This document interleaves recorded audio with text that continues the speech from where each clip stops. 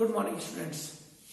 देखो बच्चों, एल्डिहाइड और कीटोन का फॉर्मेशन चल रहा था और कल की क्लास में हमने ओनली फॉर एल्डिहाइड का फॉर्मेशन की एक रिएक्शन पढ़ ली थी। कौन सी? रोजेनमुंड रिडक्शन। अब रोजेनमुंड रिडक्शन के बाद में एक और रिएक्शन आती है जिसका नाम है स्टीफन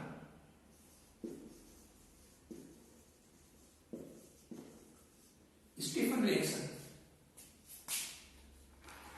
इस स्टीफन रिएक्शंस को आप समझें। देखो क्या होती है स्टीफन रिएक्शन। नाइट्राइल RC≡N, इसको बोलते हैं हम नाइट्राइल। नाइट्राइल का रिडक्शन कराओ बच्चों H2 से SnCl2 और HCl की प्रेजेंस में। एक हाइड्रोजन यहां पे अटैच होगी, एक हाइड्रोजन यहां पे अटैच होगी, क्या बन जाएगा? RCH double bond NH। ये बात समझ में आई? ये स्टेप समझ में आ गया आपको? इसके बाद बच्चों इसका करवाना है आपको हाइड्रोलाइसिस H+ और OH-। इस बॉन्ड के इलेक्ट्रॉन यहां पे शिफ्ट हो जाएंगे, तो यहां पे नेगेटिव और यहां पे पॉजिटिव, पॉजिटिव को नेगेटिव से और नेगेटिव को पॉजिटिव से आपको अटैच करना है।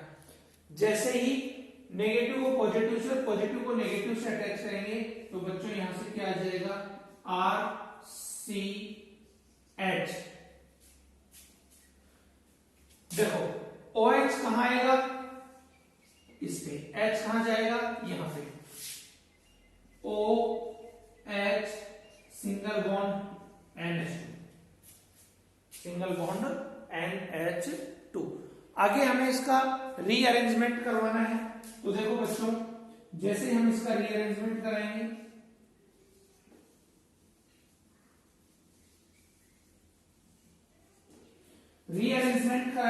तो बच्चों क्या होगा कि इस बॉन्ड के इलेक्ट्रॉन यहां पे शिफ्ट हो जाएंगे, इसके इलेक्ट्रॉन यहां पे, और यहां से क्या बाहर हो जाएगा? ये NH3 और क्या बन जाएगा बच्चों?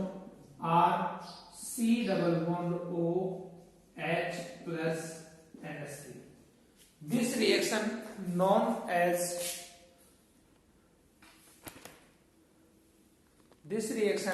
Non as Stephen reaction. Most important reaction है ये स्टीफन रिएक्शन। इसको आप समझें अच्छे से। और एग्जाम के पॉइंट ऑफ व्यू से रोजेनमुंड और स्टीफन दोनों इंपॉर्टेंट रिएक्शन है, मोस्ट इंपॉर्टेंट रिएक्शन है। कौन सी? रोजेनमुंड भी इंपॉर्टेंट है और स्टीफन भी इंपॉर्टेंट है। इसके बाद में देखो बच्चों, वापस मैं एक बार रिवाइज करवा देता हूं आपको।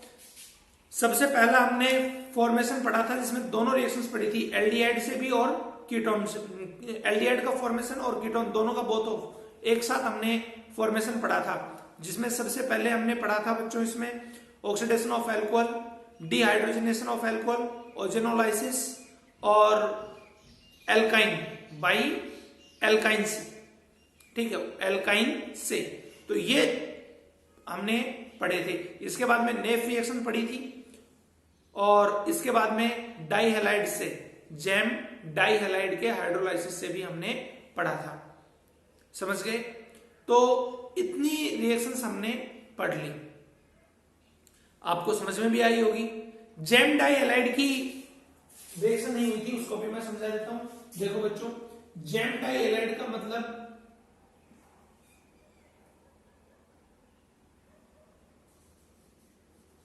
CH3 Cl और Cl दोनों एक पर। ये हमने पहले चैप्टर में पढ़ ली थी। इसकी रिएक्शंस कराओ KOH से। KOH से क्या बाहर हो जाएगा? यहां से KCl,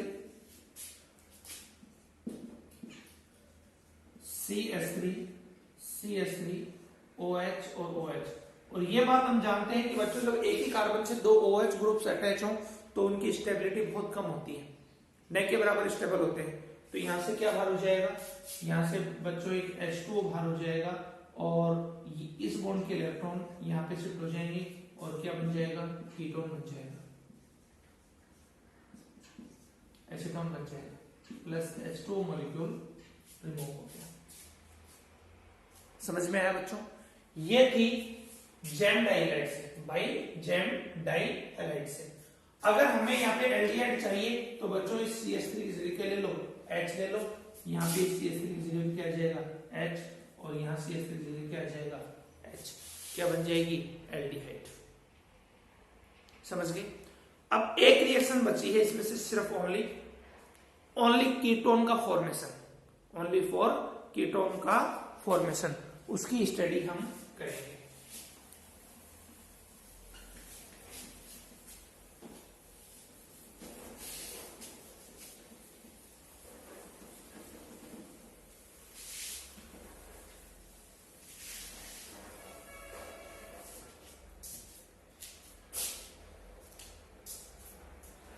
Only formation of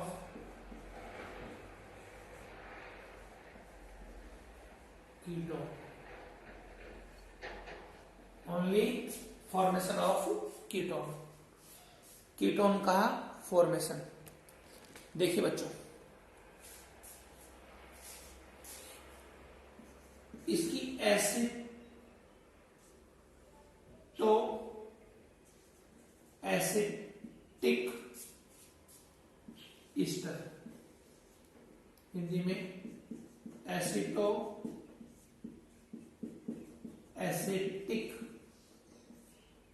ester, इससे हमें कीटोन बनाना है। देखो बच्चों, एसिड ग्रुप का मतलब होता है 2 कार्बन्स। एसिड का मतलब क्या होता है? 2 कार्बन्स। कैसे? CH3CH2, देखो ये पहला वर्ड हो गया एसिड। तो आगे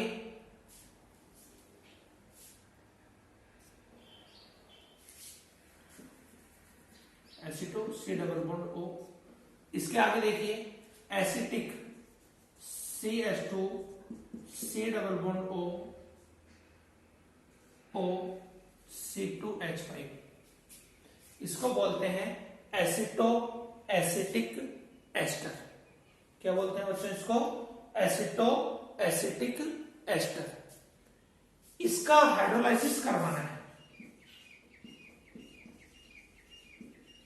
इसका हाइड्रोलाइसिस करवाना है। तो बच्चों देखो, यहां से ये वाले बॉन्ड ब्रेक होगा और एक बॉन्ड ये ब्रेक होगा, ये H इधर H आएगा और इधर OH, और इधर भी H और इधर OH, यानी वाटर मॉलिक्यूल्स कितने लेने हैं अपने को? 2 वाटर मॉलिक्यूल्स यहां पे लेने हैं। दोनों हमने यहां ले लिए, किससे? 2KOH। अब देखो बच्चों, समझने वाली बात यह है, KOH में देखो OH OH, यहां से क्या होगा? एक H2O बाहर हो गया, एक ऑक्सीजन मिल गई। OH और OH, कौन से OH? ये दोनों OH, यहां से भी एक वाटर मॉलिक्यूल्स बाहर हो गया। कितने हो गए? 2 ऑक्सीजन बच गए और 2 के बच गए आपके पास, और 2 ही क्या बच गए? ऑक्सीजन बच गए, और एक C डबल बॉन्ड O ये है। तो यहां से क्या बनेगा बच्चों? देखो CH3 C double bond O CH3, CH3 C double bond O CH3, एक तो एसीटोन बन गया। उसके बाद में क्या बन गया? CH3 CH2OH, एल्कोहल बन गया। और प्लस 2 वाटर मॉलिक्यूल्स और इसके अलावा K2CO3। K2CO3 कैसे आया? देखो 2 के ये, एक ऑक्सीजन ये, एक ऑक्सीजन ये, और एक C डबल बॉन्ड O ये, यहां से ये सब मिलके क्या हो जाएंगे? K2CO3, यहां से रिमूव कर देंगे। इतनी बात आपको समझ में आ गई? बोलो बच्चों, ये क्लियर हुआ आपके? फिर भी इसमें देखो, इसमें मेन है एसिटो एसिटिक एस्टर का फॉर्मूला, रटना नहीं है आपको, समझना है। पहला क्या है? एसिटो, एसिटो का मतलब CH3CO, फिर क्या है एसिटिक CH2CO, और फिर क्या है ईस्टर OR। यहाँ पे C2H5 की जगह कोई भी अल्काइल ग्रुप आप ले सकते हैं, ठीक है। इसको बोलते हैं हम एसिटो एसिटिक ईस्टर, और इस एसिटो एसिटिक ईस्टर से हम कीटोन का फॉर्मेशन करते हैं, इसका हाइड्रोलाइसिस करते हैं बेसिक मीडियम में, और इससे हमें कीटोन का मॉलिक्यूल बनता है। ये एक ऐसी रिएक्शन है जिससे सिर्फ ओनली फॉर आप कीटोन का फॉर्मेशन कर सकते हैं, यहां से एल्डिहाइड का फॉर्मेशन नहीं होगा। इसी के साथ एल्डिहाइड और कीटोन का फॉर्मेशन कंप्लीट हो गया है। इसके बाद देखिए फिजिकल प्रॉपर्टी।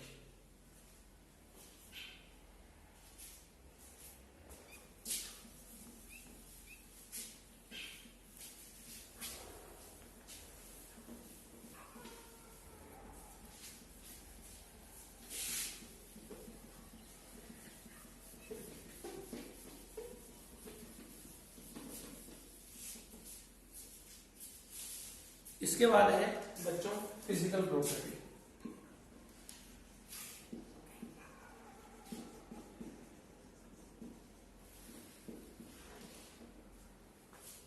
फिजिकल प्रॉपर्टीज देखिए बच्चों, फिजिकल प्रॉपर्टी में सबसे पहला पॉइंट आता है फिजिकल स्टेट।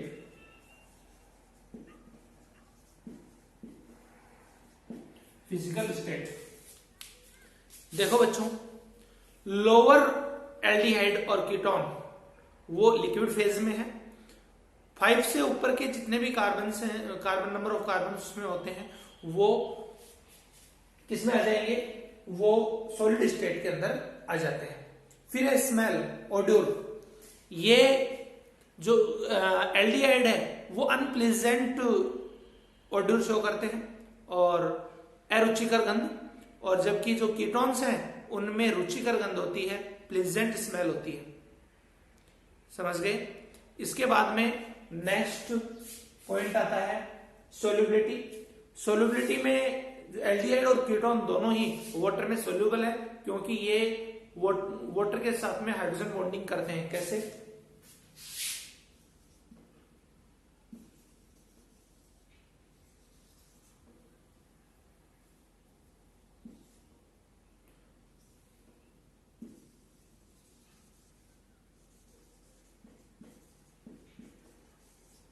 सोल्युबिलिटी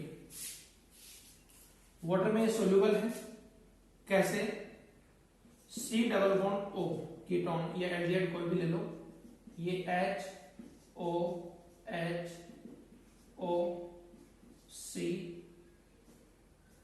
इस तरीके से ये वाटर के साथ में हाइड्रोजन बॉन्डिंग शो करते हैं। ये कौन सी है, H बॉन्डिंग,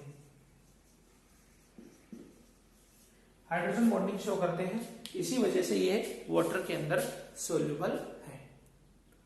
ये बात आपको समझ में आ गई। इसके बाद में इनके बॉइलिंग पॉइंट देखो, डी पॉइंट आता है इसका boiling point. Aldehyde and ketone दोनों में इंटरमोलिकुलर अट्रैक्शन फोर्स प्रेजेंट होता है। क्या प्रेजेंट होता है, इंटरमोलिकुलर अट्रैक्शन फोर्स प्रेजेंट होता है, और इस इंटरमोलिकुलर अट्रैक्शन फोर्स के कारण ये एसोसिएशन इनमें होता है, जिससे कि ये इनके बॉइलिंग मेल्टिंग पॉइंट हाई होते हैं। समझ गए। और एल्डिहाइड और कीटोन दोनों की हम कंपेयर करें तो कीटोनों के बॉइलिंग पॉइंट एल्डिहाइड के कंपेरेटिवली हाई होते हैं। क्लियर हुआ ये। तो ये बच्चों थे इसके बॉइलिंग पॉइंट, और इसी के साथ फिजिकल प्रॉपर्टी भी इनकी कंप्लीट हो गई। इसके बाद में नेक्स्ट आती है इनकी केमिकल प्रॉपर्टी।